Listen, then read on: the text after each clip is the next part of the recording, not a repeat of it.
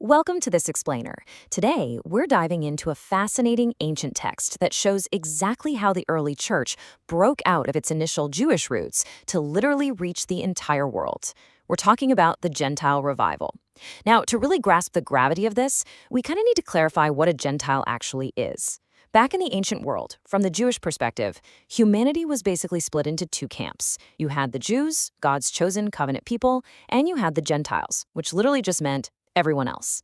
This text lays out an absolutely brilliant story, full of unexpected encounters, totally divine timing, and the shattering of boundaries that it stood firm for centuries. So let's just dig right in. Okay, let's kick this off with a seemingly impossible meeting between two incredibly different worlds. To really get what's at stake here, we have to ask ourselves a pretty fundamental question. How on earth did a hated Roman soldier and a traditional Jewish fisherman manage to tear down the ancient world's absolute biggest cultural barrier? Because you've got to realize, these weren't just two guys from different neighborhoods. No, they represented opposing sides of a massive geopolitical and religious conflict. Let's see how they end up colliding. Section 1. Two worlds apart, Cornelius and Peter. Right off the bat, we're looking at an absolute sociocultural chasm between the center of Roman power and the fringes of Jewish tradition. Over on the left, we've got Cornelius. He's a Roman centurion stationed in Caesarea. And Caesarea wasn't just any city, okay? Picture towering marble pillars, bustling ports. It was the absolute seat of Roman government and the epicenter of imperial power in that region. Cornelius literally represents an occupying army that the Jewish people deeply despised, thanks to their heavy taxation and pagan practices. But then, look at the stark contrast on the right.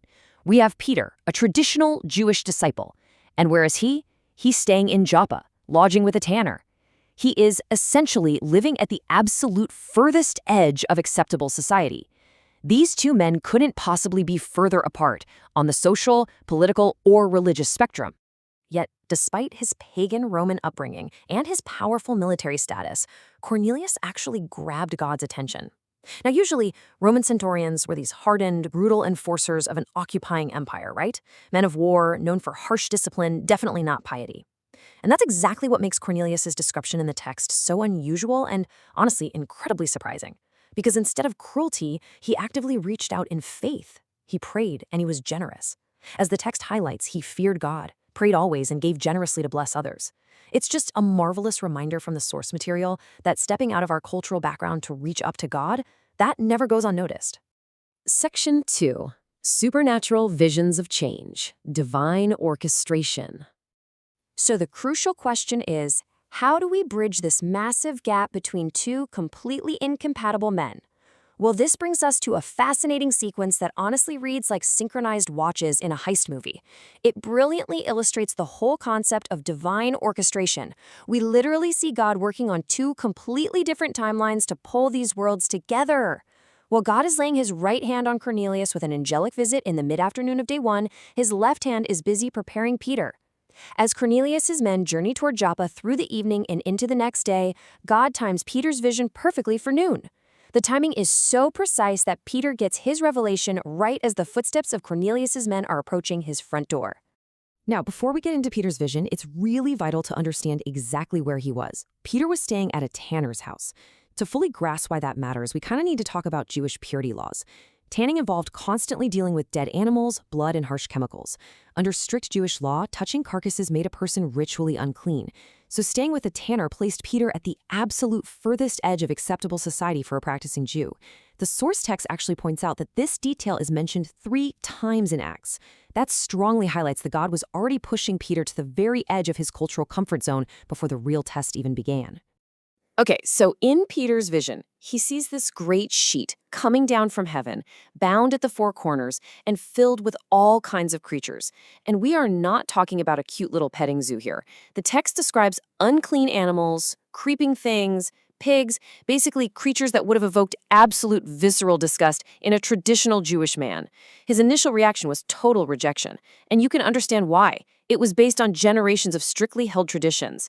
But this sheet deeply symbolized that God's church was preparing to accept all peoples of the earth, from the north, south, east, and west, bypassing those old dietary and purity laws entirely. And just as Jesus had previously told Peter to feed my sheep 3 times, God emphatically repeats this vision of the sheet You guessed it, 3 times. In Jewish tradition, the number 3 carries immense weight. It means something is absolute, established, and unchangeable.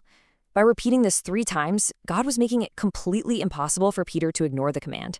The divine message was absolutely clear. God was declaring the Gentiles clean and entirely worthy to hear the gospel. Section 3. Breaking down the barrier. The gospel makes everyone equal. So right in the midst of Peter's confusion, as he's sitting there wondering what this bizarre vision actually means, a knock comes at the door. Through the Spirit's leading, Peter finally starts connecting the dots. He realizes that righteousness isn't achieved merely through keeping Jewish law or avoiding certain foods. He gets the message loud and clear. Go to the Gentile centurion's house. The old barriers are torn down. Overcoming a literal lifetime of ingrained prejudice, he steps out into the unknown and travels back with these Roman messengers.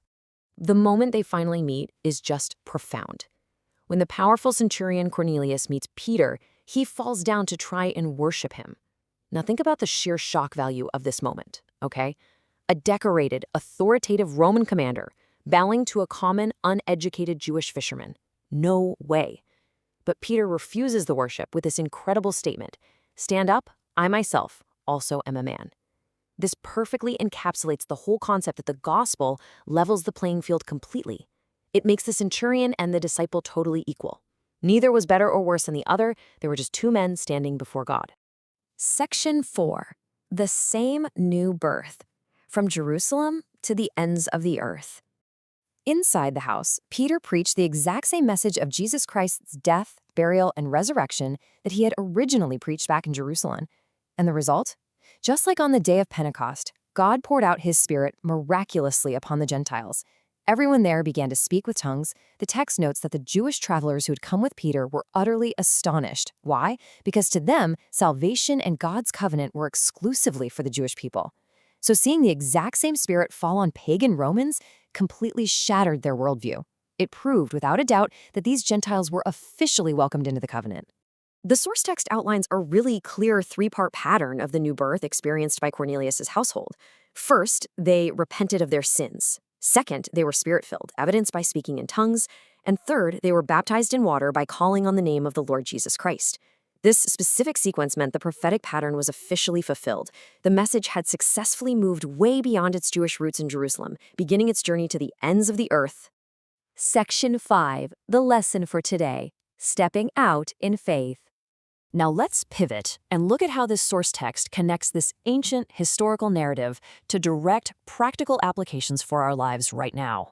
It draws a really fascinating parallel to our modern world. It notes that modern technology, things like translation apps and social media, makes global, cross-cultural communication an absolute breeze today. You can literally talk to someone across the globe with the push of a button.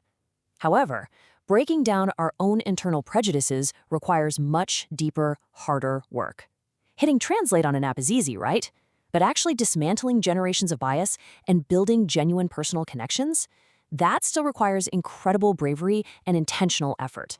So the text gives us several practical directives to apply this concept. It challenges us not just to focus on global missions way across the sea, but rather we need to look for opportunities right across the street, or maybe just across town. It urges us to do the really hard work of reconciling broken relationships with our neighbors, whoever they might be.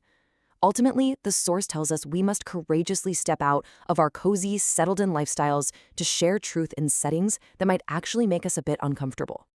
As we wrap up this explainer, I really want to leave you with a final, provocative thought to consider in your own walk of faith. What unknown territory are you being called to step into, and what prejudices must you leave behind to do it? Just like Peter and Cornelius, bridging the divide always starts with a single step. Thank you so much for learning with me today. I really hope this look at the text has empowered you to step out boldly and embrace the unexpected.